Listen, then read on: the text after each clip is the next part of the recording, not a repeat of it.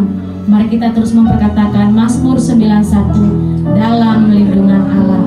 Orang yang duduk dalam lindungan yang maha tinggi dan bermalam dalam naungan yang maha kuasa akan berkata kepada Tuhan, tempat perlindunganku dan kubu pertahananku, Allahku yang kupercayai. Sungguh Dialah yang akan melepaskan kau dari jalan perangkap burung, dari penyakit sampar yang busuk. Dengan kepaknya Ia akan melindungi engkau, di bawah sayapnya engkau akan berlindung. Kesetiaannya ialah perisai dan pagar tembok. Engkau tak usah takut terhadap kedahsyatan malam, terhadap panah yang terbang di waktu siang, terhadap penyakit sampar yang berjalan di dalam gelap, terhadap penyakit menular yang mengamuk di waktu petang. Walau 1000 orang rebah di sisimu dan 10.000 di sebelah kananmu, tetapi itu tidak akan menimpamu. Engkau hanya menontonnya dengan matamu sendiri dan melihat pembalasan terhadap orang-orang fasik. Sebab Tuhan Dialah tempat perlindunganmu, yang maha tinggi telah kau buat tempat perteduhanmu. Malapetaka tidak akan menimpa kamu, dan tulah tidak akan mendekat kepada kemahmu. Sebab malaikat-malaikatnya akan diperintahkannya kepadamu untuk menjaga engkau di segala jalanmu.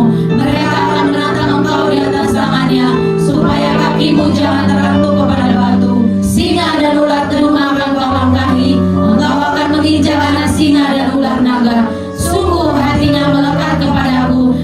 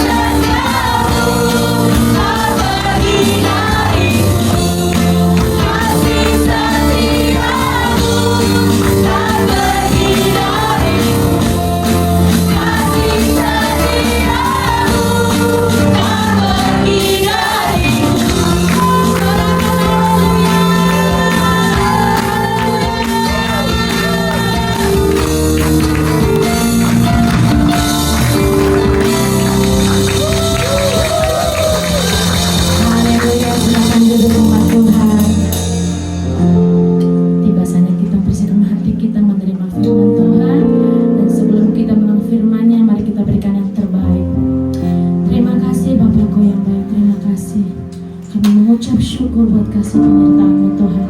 Tiba saatnya kami memberikan yang terbaik Tuhan Yesus. Berkati setiap tangan-tangan umat-umat-Mu yang memberi Tuhan. Apapun yang kami kerjakan, apapun yang kami upayakan, Tuhan Engkau buatnya berhasil. Kami memberi dengan sukacita. Haleluya. Amin.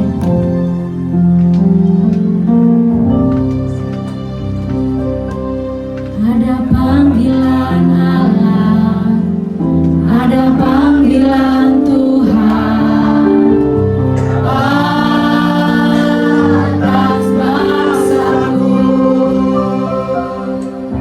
Ada panggilan Allah, ada panggilan Tuhan untuk generasiku. Sebelum Yesus datang, ada panggilan-Mu atas hidupku. Ini aku Tuhan, utuslah aku sampai generasiku diselamatkan.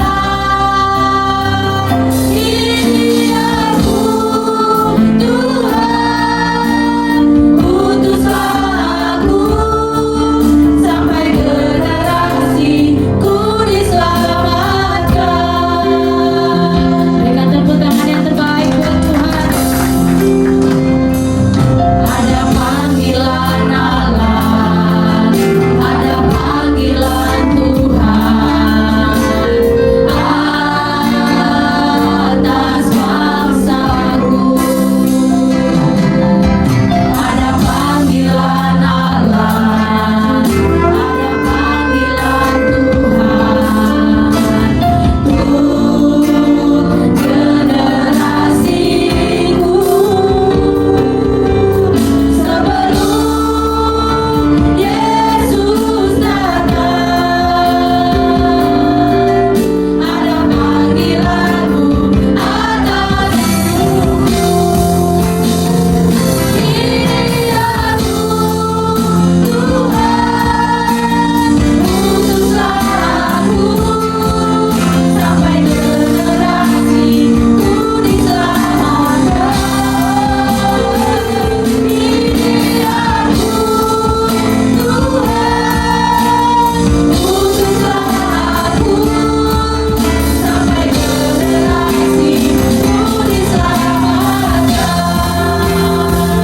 Kita sama-sama bangkit berdiri.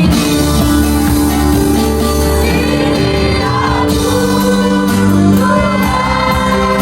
diselamatkan. Ini aku Tuhan, utuslah aku sampai generasiku diselamatkan. Ini aku Tuhan, utuslah aku sampai generasiku diselamatkan.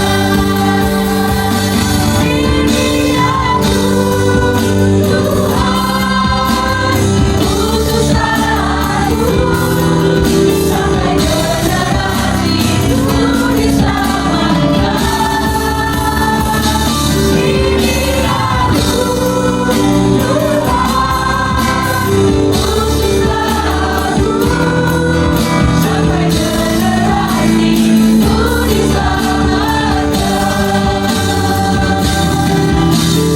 generasiku diselamatkan. Sampai generasiku diselamatkan. Sampai generasiku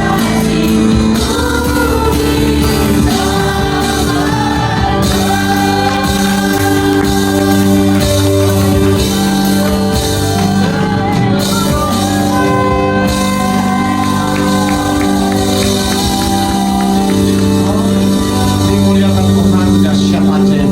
Bapak Saudara, sekarang kami berdiri di tengah-tengah bangsa ini.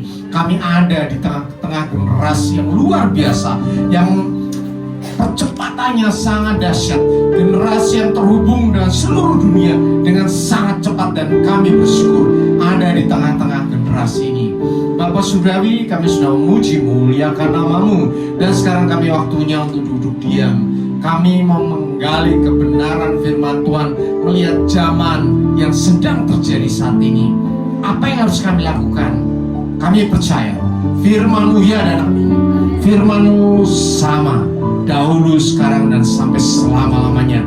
Kuasanya tidak pernah berubah, dan kuasa ini sekarang kami miliki di zaman yang modern ini.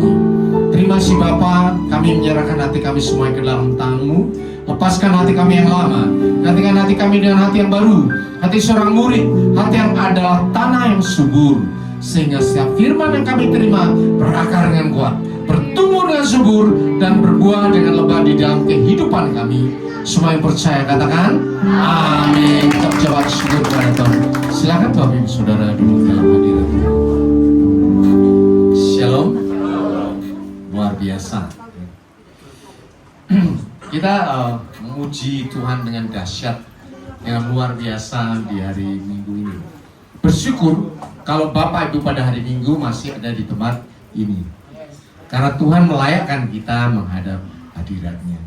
Banyak orang yang tidak punya kesempatan untuk beribadah, mungkin karena kesehatan, acara keluarga, bahkan karena kondisi yang tidak memungkinkan orang untuk datang ke gereja.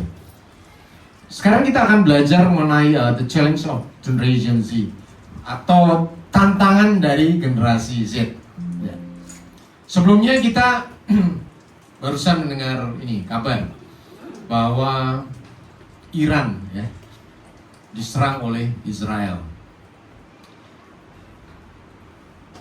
Tiba-tiba saja di Jumat ya, hari Jumat berita muncul, wah lagi diserang. Iran diserang, dibom, fasilitas nuklirnya dibom. Berita itu cepat sekali tersebar, dan kemudian kita cari apa saja udah dapet yang dibom yang mana saja, bagaimana cara ngebomnya, bom-bom apa yang dipakai. Apa yang terjadi di ribuan kilometer di Iran dan Israel, kita bisa tahu dan persis pada waktu yang sama. Ini adalah generasi Z. Saya katakan, orang berkata generasi Z itu orangnya. Saya bicara bukan. Ya. Generasi Z itu adalah generasi atau masanya di mana kita ada di dalamnya. Ada amin? Coba pahami, Bapak Ibu yang pernah usianya di atas 40-50 ya. Kita pernah mengalami masa-masa di mana kalau telepon harus pergi ke warnet atau telepon pick up ini, halo ya, pencet tong. Pada saat itu susah sekali. Kita mau interlokal ke kampung, wah harus pakai telegram ditulis. Itu masa yang memang dilalui saat itu, tidak bisa dihindari. Tetapi setelah itu zaman bergerak dengan cepat sekali sampai pada masa ini. Apapun yang terjadi dimanapun di seluruh belahan dunia, pada saat ini kita bisa tahu. Dan kita nggak bisa dihindari, mau anak muda, orang tua, lansia, itu sudah paham bahwa akan terjadi hal semacam ini. Sedang terjadi seperti ini, sedang terjadi musibah, sedang terjadi kebakaran ya. Di Amerika sekarang sedang terjadi penjarahan besar-besaran di Amerika. Bapak Ibu mungkin belum pernah ke Amerika dong, tetapi kita tahu persis apa yang terjadi di sana itu. Oh, yang dijarah ini. Toko-toko brandednya dijarah, dibakar habis. Sekarang ini lagi berkembang di sana. Dan polisinya, tentaranya cuma jaga doang. Dan beritanya kita bisa lihat. Ini bukan masalah tentang orang, tapi kita ngomong tentang zaman. Kita ada di masa di mana informasi sangat cepat sekali. Nah, sekarang kita akan belajar mengenai pembagian generasi secara cepat ya. Dulu ada Perang Dunia Pertama, Perang Dunia Kedua ya. Nah, setelah Perang Dunia selesai, orang masuk di dalam masa damai. Ketika masa damai ini mulai nikah, mulai punya banyak anak, makanya ada istilah generasi baby boomers. Baby itu bayi, boomers itu meledak ya, boom, ya, meledak dengan cepat. Jadi pertumbuhan dunia sangat cepat setelah Perang Dunia Kedua karena masa damai yang sangat panjang. Ya ini orang tua saya ya, orang tua saya lahirnya pada waktu sebelum kemerdekaan persis ya. Dan sampai sekitar tahun 64 ya, 65, 66 ya, kira-kira saya di akhirnya. Saya kena di akhirnya. Kemudian setelah itu, nah, ya orang-orang tua yang ada di sini itu adalah masuk di dalam generasi X. Generasi X itu kira-kira tahun 65 sampai tahun 80. Tahun 65 sampai 80. Orang yang ada, orang tua di tempat ini. Mereka mulai masuk di dalam perubahan yang tadinya damai, aman, mulai masuk dalam ekonomi global. Ekonomi global, kemudian mulai orang masuk di dalam koneksi hubungan antar negara. Itu ada generasi X. Waktu itu generasi X masih belum mengalami komputerisasi dengan cepat seperti sekarang ini. Ya.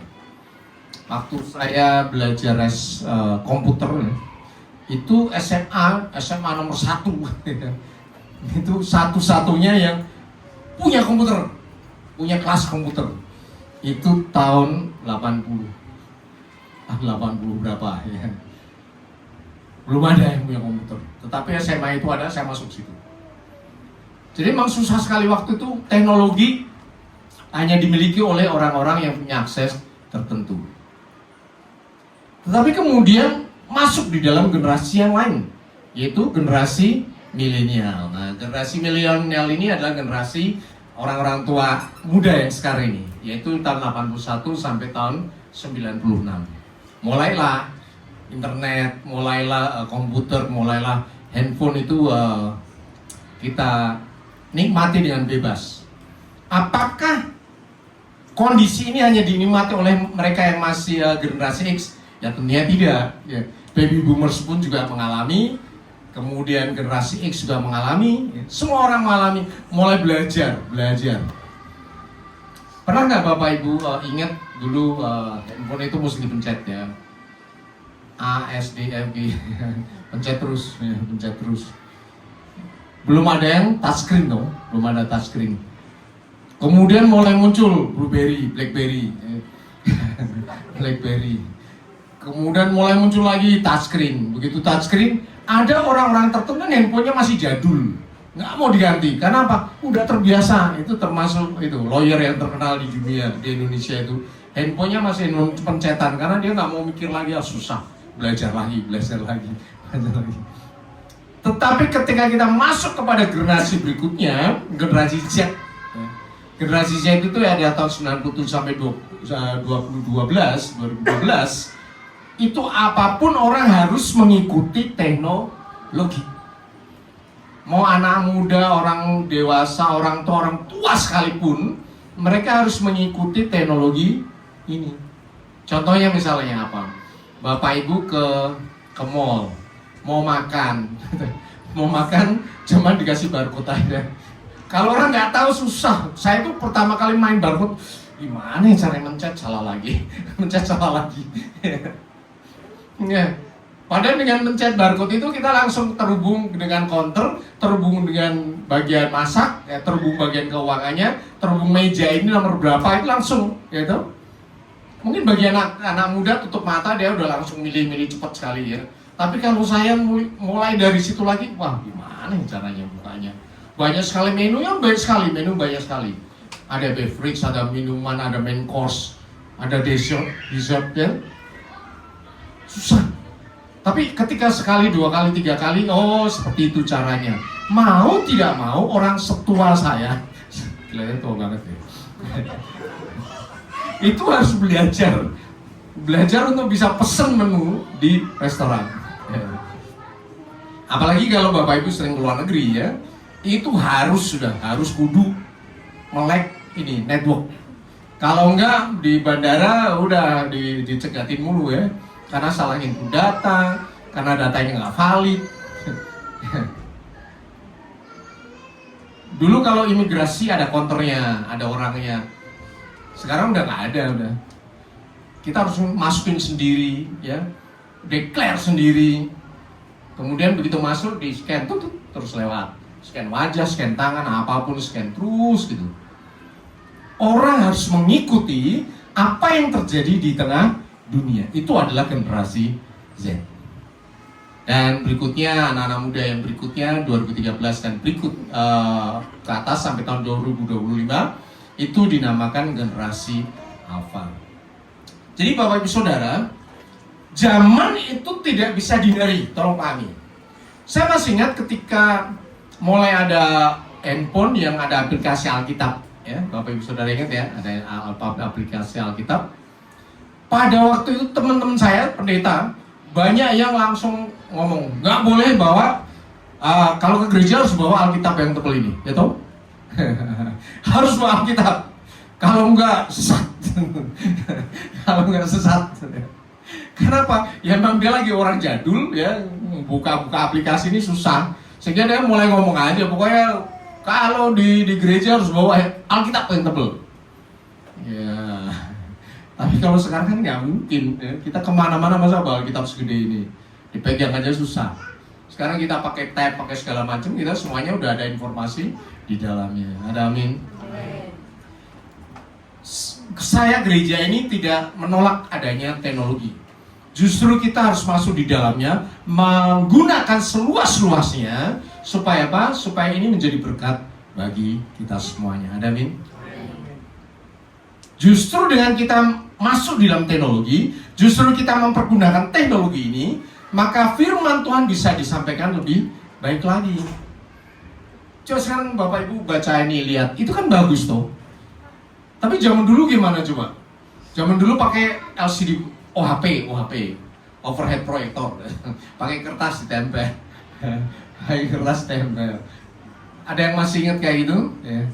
Saya mengikuti zaman demi zaman sampai kemudian ini anak-anak muda, udah silakan anak-anak muda. Ya. Kita bikin khotbah di WhatsApp aja udah sampai, saya berdiri udah dimunculin. Itu ada kemudahan zaman yang kita alami karena generasi Z. Ya, generasi Z. Jadi semua orang punya konsensus ya, punya konsensus bahwa sekarang ini adalah masa generasi Z. Kalau mungkin nanti 5-6 tahun lagi masuk generasi Y. Ya. Itu beda lagi, polanya beda lagi.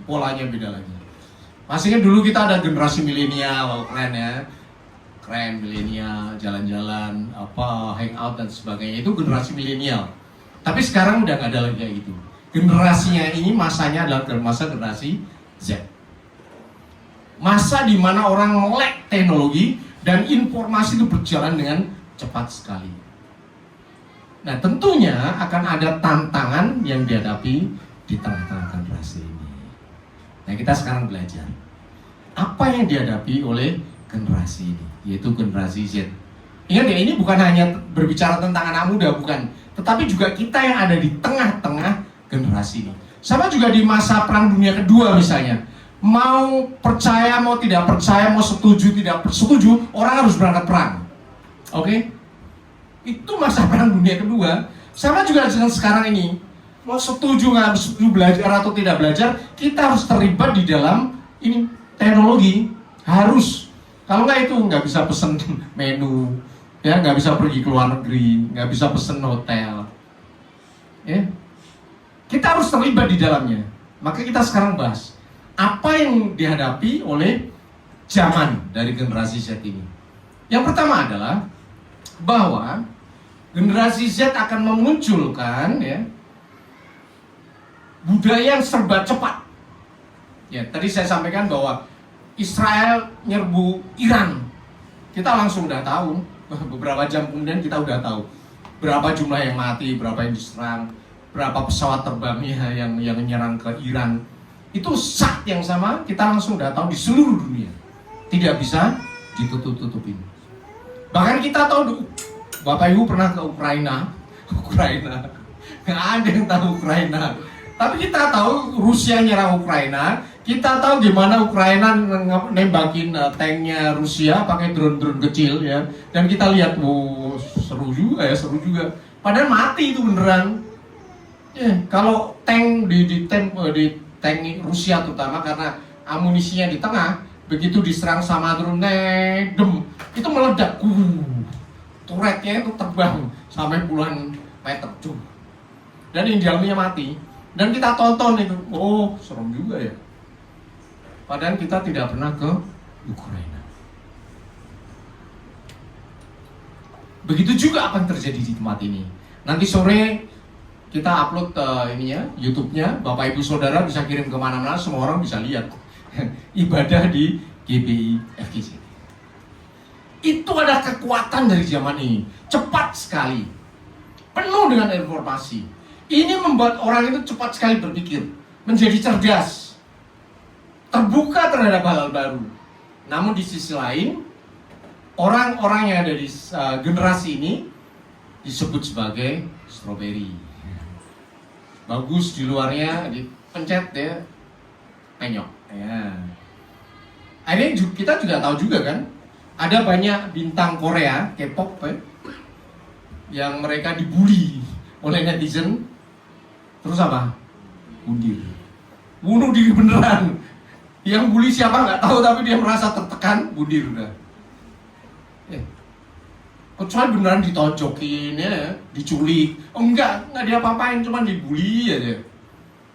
Makanya Bapak Ibu Saudara, kalau Bapak Ibu Saudara bermain aktif di medsos, siapkanlah hati jiwamu. Karena selain followers ada juga haters. Nah haters itu orang dari atas berata, nggak tahu bangun tidur mulai dia harus caci maki aja. Bener udah. Itu orang nggak punya, ya memang zaman sekarang orang terbebas kok ya. Dia kamu caci maki aja, dia nggak peduli. Sehebat apapun orang, haters itu pasti ada. Sejelek apapun, followers itu pasti ada. Jadi kalau bermain di medsos, siapkan hatimu. Jangan membuat medsos itu merupakan tujuan kehidupan. Karena ketika kecantol sama haters dan itu masuk di hati, siap-siap umurmu pendek. Betul. Pendek itu bukan hanya bunuh diri ya, tetapi sakit penyakit mulai muncul. Dia akan mulai menghitung tiap hari, haters saya berapa ya? Kok makin lama makin nambah ya? Padahal sebenarnya nggak ada hubungan dengan konten. Haters itu nggak ada hubungan sama kontennya, kok nggak peduli aja. Dia pengen komen aja kok ya. Melai mata, komen. Bahkan komen yang sama di posting bolak-balik sering itu, ya? Posting 1000 kali. Orang namanya nggak ada kerjaan. Jadi Bapak Ibu Saudara, begitu mengerikannya, begitu dahsyatnya kekuatan dari linkage ini, kekuatan dari IT ya. Mereka bisa komentarin siapa saja di seluruh dunia. Ya. Orang yang baik dikomentarin, orang yang jadi komentarin, apapun dikomentarin. Jadi ini membuat orang kelihatannya bagus, tetapi sebetulnya kekuatan di dalamnya sangat rapuh karena tidak dibangun atas dasar yang teguh. Generasi strawberry kenapa terjadi? Generasinya muncul, jangan nyalain anaknya dong, jangan menyalahkan orang yang terlibat dong. Tetapi pasti ada yang bikin dong. Strawberry itu pasti ada yang bikin buah pohon strawberry, bikin buah strawberry. Kalau pohonnya ditebang nggak ada lagi buah strawberry, betul kan, Bapak Ibu Saudara? Ya. Jadi yang bikin strawberry itu ya pasti pohon strawberry. Jangan kita menyalahkan anak-anak kita, sementara orang tua membuat pola asuh yang memang bikin orang jadi strawberry. Kenapa menjadi rapuh secara mental dan emosional? Karena dibesarkan dalam lingkungan yang selalu protektif. Ini mungkin karena masa lalu kita, hidup susah, makan susah ya. Kemudian kita bisa kuliah dengan tinggi, kemudian bekerja, menduduki pos yang tinggi, mulai di kepala. Nanti kalau gua punya anak, jangan sampai sengsara seperti bonyoknya, bokap nyokapnya, ya. Halo, betul kan? Dan itu yang membuat anak kita menjaga anak-anak kita.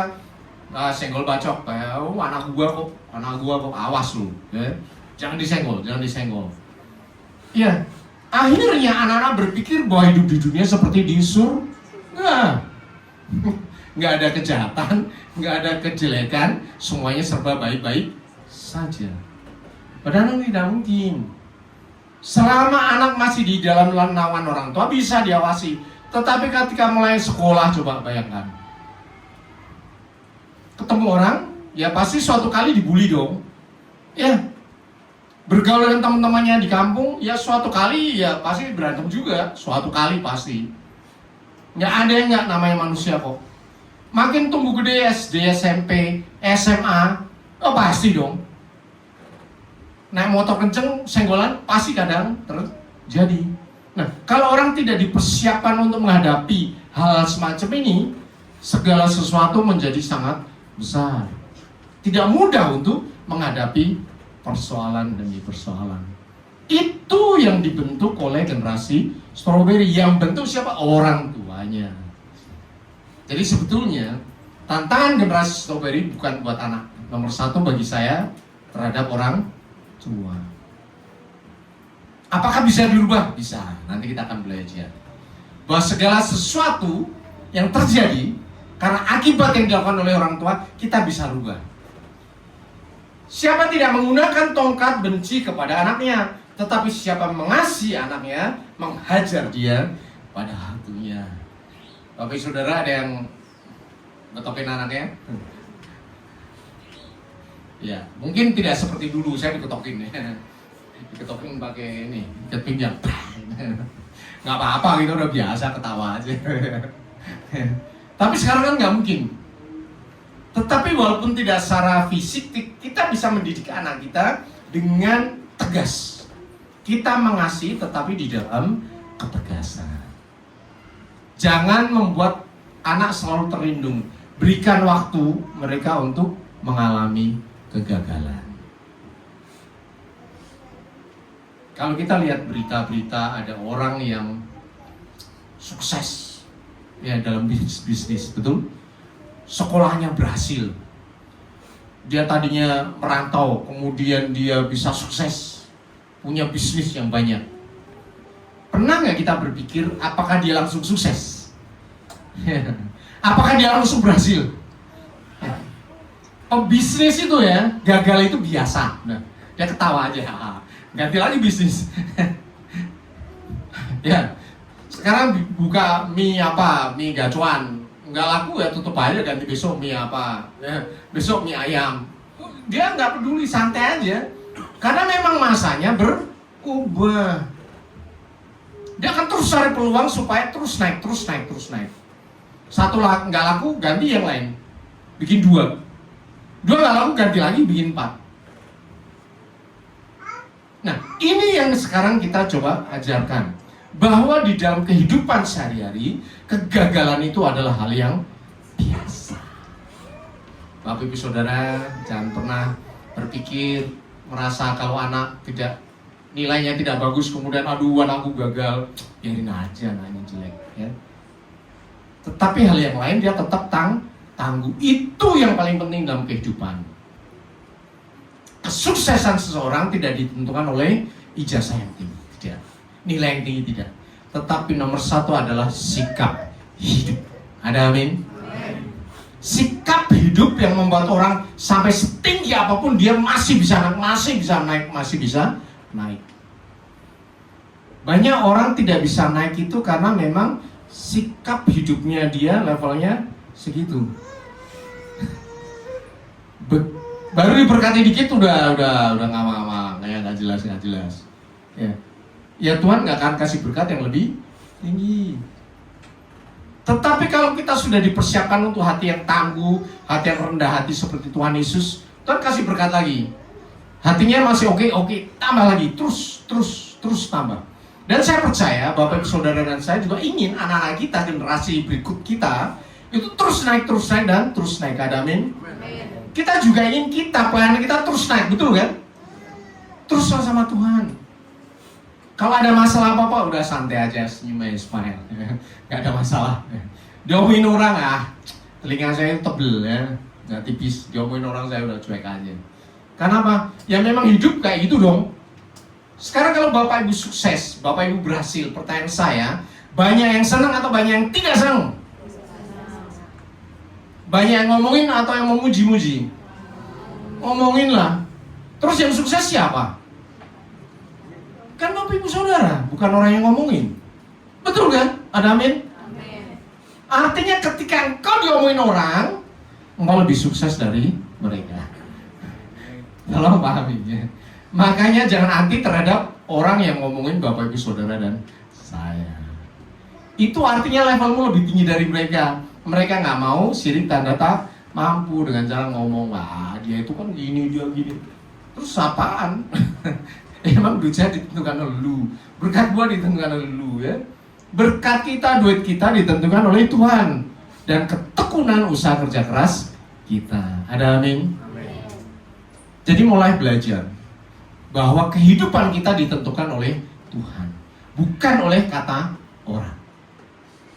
Kalau bisa diajak ngobrol-ngobrol, tapi kalau enggak ya udah tinggal aja. Doakan aja, berkati dalam nama Tuhan Yesus. Jadi generasi yang mudah menyerah itu dibentuk oleh orang tua yang terlalu melindungi, protektif. Kemudian berikutnya, tantangannya berasal dari eksternal. Firman Tuhan katakan sebab segala yang ada di dalam dunia, yaitu keinginan daging dan keinginan mata, serta keangkuhan hidup bukanlah berasal dari Bapa, melainkan dari dunia. Kita udah tahu bahwa media sosial itu segala macam ada, mau kue, mau baju, mau parfum, mau sandal, sepatu, jepit, apa aja udah ada. Ya, apalagi kalau kita hobinya browsing di ini, Topet ya. Ada yang suka browsing? Pesen apa ya kemarin saya? Ya. Udah lupa karena sering saking banyaknya ya. Yang sering ini mama ya terutama ya, tiba-tiba datang ini kemarin pesen apa ya saya? Tiba-tiba udah datang di rumah, apa ya? Sampai lupa. Ya. Akibatnya di rumah numpuk banyak barang yang sebetulnya tidak diperlukan. Ya karena apa, melapar mata aja. Kelihatan bagus ya. Oh kelihatan bagus, oh parfum ini bagus ya. Oh lotion ini bagus ya. Lotion A, B, C, D, E, F, G. Oh pisau ini bagus ya. Padahal pisaunya udah segambreng di rumah. Tapi belilah. Iya ya. Karena saking mudahnya orang berbelanja. Ya, itu ada bombardir dari informasi yang memang namanya orang jualan kok, namanya jualan kan usaha. Makanya dia kasih iklan yang baik-baik ya. Kaos kakinya itu bisa bikin langsing. Kaos kaki bikin langsing mana ya? Beli selusin. Ya. Selusin. Korset, wah ada beli 5. Nggak tahu ya emang perutnya gede. Tapi kelihatannya ibu-ibu setuju ini. Ini dibombardir, kita dibombardir terus supaya apa? Supaya beli dong. Ya ujung-ujungnya UUD, ujung-ujungnya duit dah. Gak ada yang lain. Kalau kita mau jujur ya, Bapak Ibu Saudara, barang-barang di rumah dijajarin, kemudian mana yang dipakai seminggu sekali, pernah sebulan sekali, pernah 3 bulan, 6 bulan. Nah, 3 bulan ke atas tolong dibuang. Itu nggak dibutuhin sebetulnya. Karena ditumpuk lama-lama di bawah terus ditumpuk di bawah. Nggak pernah dipakai. Tapi waktu beli senangnya minta ampun. Wah, dapet ini bagus, dilihat-lihat, taruh udah. Besoknya udah lupa. Jadi biasakan untuk membagi barang yang sudah tidak dipakai sedemikian lama. Itu cara kita untuk melepaskan keterikatan kita. Kemudian kalau ada hal-hal yang menarik kita, pikirkan sekali, pikirkan 2 kali, 3 kali, 4 kali. Besok lainnya pikir lagi sekali, 2 kali, 3 kali, 4 kali. Baru kalau hati memang udah nggak bisa ditahan, beli aja nggak apa-apa ya. Tetapi ingat sebelum beli dipikirkan berulang-ulang. Emang murah, ongkir gratis ya. Tetapi begitu datang nggak kepake. Ada amin. Itu adalah tantangan eksternal yang membombardir kita dengan kecanduan media sosial gaya hidup ya. Kemudian akhirnya kita mikir, wah gue siapa ya? Oh gue belum punya eyeshadow yang model ini ya. Eyeliner modelnya harus sekarang lurus ini. Kalau dulu ada eyeliner kayak ini kan kayak gimana gitu ya. Tapi sekarang wah dibikin sendiri, panjang sampai sini. Panjang.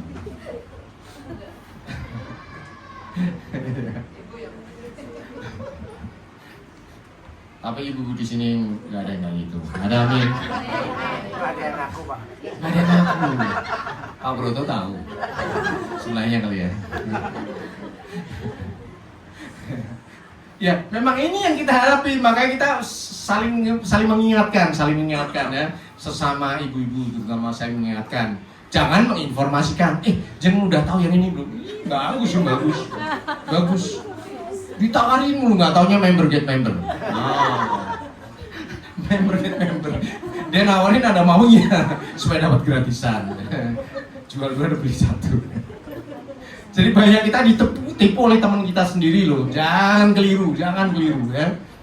Dia beli nggak?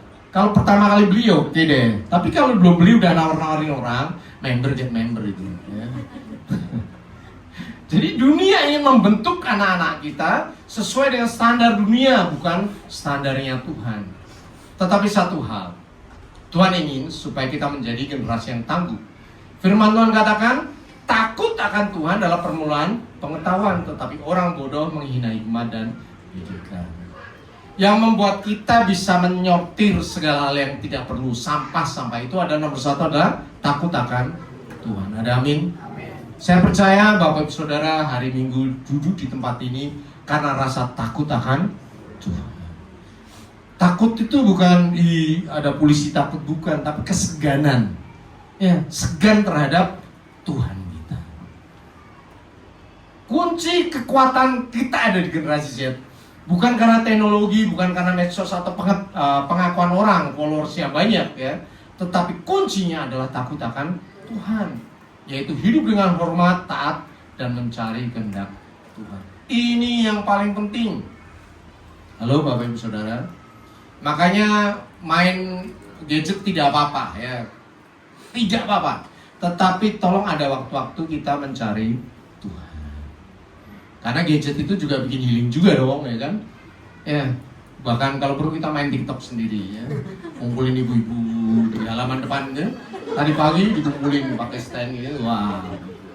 Itu happy kok, tidak apa-apa, itu bener, tidak apa-apa ya. Karena membuat kita happy ya. Tetapi jangan melek mata main TikTok. Itu udah gak bener juga. Urusin keluargamu sendiri dulu ya. Baru kumpulin orang main TikTok. Ya. Kenapa senyum semuanya?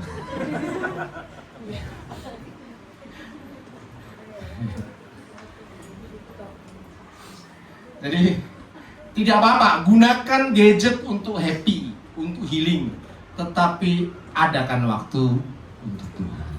Itu penting sekali bagi kita.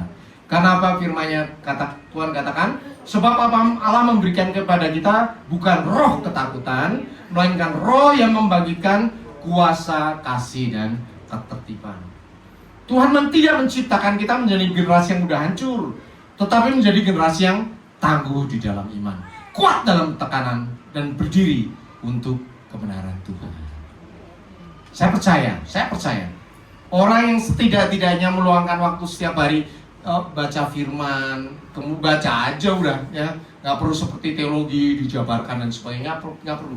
Tapi tiap hari dibaca, kemudian ada satu hal yang menarik direnungkan, hidupmu pasti berbeda dengan manusia biasa.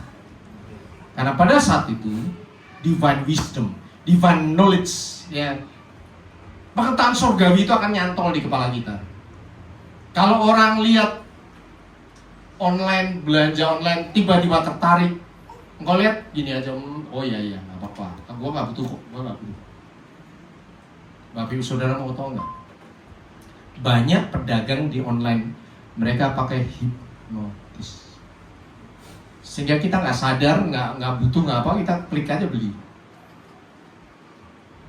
Apa yang membuat kita bisa dibatasi? Kita bisa beli yang kita butuhkan saja, karena firman Tuhan. Jadi jangan pernah berpikir bahwa di zaman modern ini okultisme tidak masuk di dalamnya. Jadi tolong pahami, anak-anak kita ajarkan untuk baca firman Tuhan. Nanti Tuhan yang akan menjaga mereka. Kalaupun mereka main game, mereka hang out, mereka ke kafe segala macam, nggak ada masalah. Ya. Tetapi ada poin firman Tuhan yang akan menjaga setiap kehidupan kita. Zaman modern jangan katrok juga itu, jangan katrok ya. Karena kita ada di tengah-tengah masyarakat semacam ini. Tetapi kita menjadi tiang bagi mereka semuanya. Sementara orang jatuh bangun karena haters, karena followers, kita tetap naik karena firman Tuhan. Ada amin? Kita berucapan syukur kepada Tuhan. Senang Bapak Ibu Saudara untuk bangkit berdiri.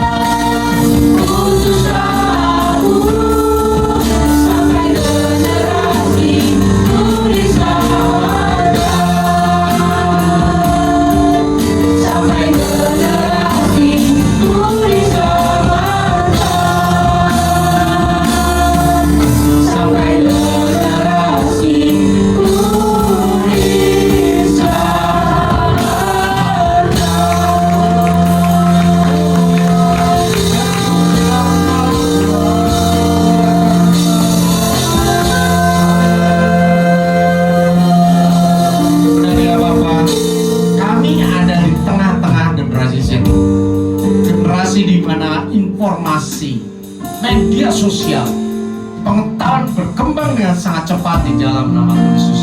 Kami bersyukur ya Bapak, karena kami menjadi saksi apa yang telah terjadi di akhir zaman ini. Bapak Surgawi, seberapa yang ada di tempat ini, saudara-saudara kami yang di rumah maupun yang terhubung di dalam YouTube, Bapak Surgawi kuatkan kami untuk teguh berdiri di tengah generasi yang serba instan, serba cepat ini, serba hebat, serba dahsyat ini, untuk tetap berteguh di dalam kebenaran firman Tuhan. Justru kami menjadi kekuatan doa bagi semua keluarga kami, semua teman-teman kami dimanapun kami berada. Kami menjadi tiang firman Tuhan di dalam nama Tuhan Yesus. Berikan kami kuasa, berikan kami damai sejahtera. Roh Kudus yang dalam diri kami akan terus meneguhkan setiap kebenaran firman Tuhan. Roh Kudus terus berkata-kata, Roh Kudus terus menyatakan apa yang kami harus lakukan benar di hadapan Tuhan. Terima kasih Bapa, biar firman ini termeterai dalam kehidupan kami dari sekarang sampai Maranatha. Dalam nama Tuhan Yesus, haleluya, amin. Segala syukur Bapak. Silakan Bapak Ibu Saudara duduk dalam hadirat Tuhan.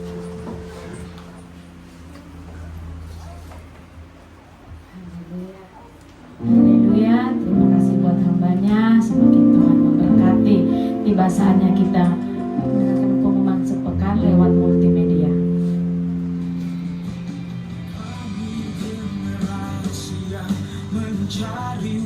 Shalom saudara, minggu ini kita akan belajar mengenai tema Kami segenap jemaat dan pengerja GBI FGC Maitland Cibitung mengucapkan terima kasih atas firman yang telah disampaikan oleh hambanya. Berikut kami akan sampaikan jadwal GBI FGC dalam sepekan. Ibadah raya pertama pukul 9 pagi, ibadah raya 2 pukul 11 siang. Seluruh ibadah disertai dengan ibadah sekolah minggu. Ibadah KUR diadakan setiap hari Jumat. Bagi Bapak Ibu yang belum ikut KUR bisa menghubungi para pelayan Tuhan. Menara doa setiap hari Senin sampai Sabtu di tempat ini dan terbuka bagi semua jemaat Tuhan. Badminton PBI Sport diadakan setiap hari Kamis pukul 8 malam bertempat di Gor Maitland Cibitung. Kami menyambut jemaat Tuhan yang pertama kali beribadah di tempat ini dan kami mengundang untuk mengikuti ibadah di minggu-minggu selanjutnya. Ibadah generasi Yeremia diadakan setiap hari Minggu pukul 1.30 di tempat ini. Bagi anak-anak muda, mari bergabung dan bertumbuh bersama. Demikian pengumuman sepekan. Tuhan Yesus memberkati. Haleluya. Pengumuman tambahan, adakah bagi Bapak Ibu yang baru pertama beribadah di tempat ini cukup melambaikan tangannya saja. Yang baru pertama beribadah di tempat ini, haleluya. Ada satu orang di belakang. Kami mengundang Bapak untuk datang di ibadah di minggu-minggu yang akan datang. Haleluya. Di bahasanya kita mengakhiri ibadah kita ini, mari kita sama-sama bangkit berdiri.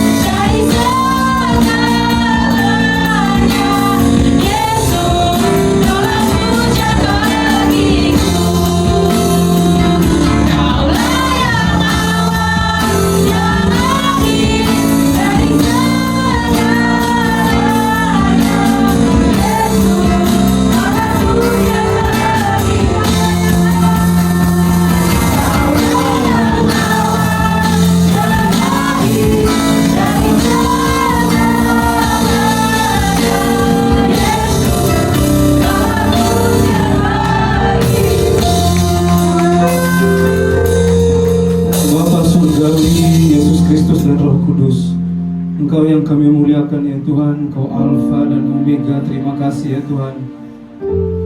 Kami memuji memuliakan Engkau ya Tuhan dalam ibadah raya kami yang pertama ini ya Tuhan. Kiranya ya Tuhan dimuliakanlah Engkau ya Tuhan di tempat yang maha tinggi ya Bapa.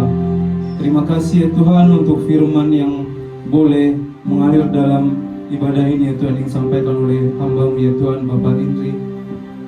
Berkati ya Tuhan hamba-Mu ya Bapa, berikan dia hikmat marifat ya Tuhan yang lebih lagi dalam memberitakan Injil kemenangan ya Tuhan, Injil kemuliaan-Mu ya Tuhan, diberitakannya dengan gentar hati ya Tuhan, dengan luar biasa ya Tuhan, dimanapun dia melayani ya Tuhan.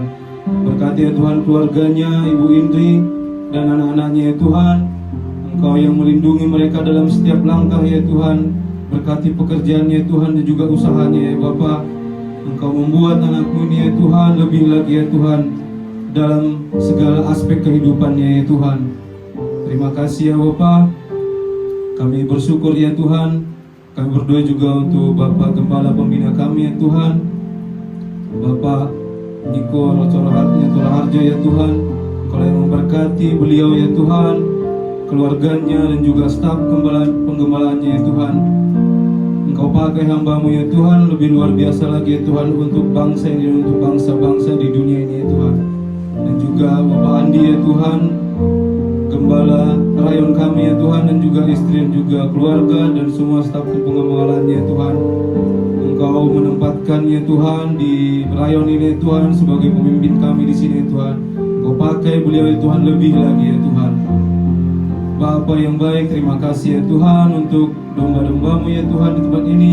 Kami jemaat-Mu ya Tuhan yang datang ya Tuhan, yang rindu memuji, memuliakan dan mendengarkan firman-Mu ya Tuhan.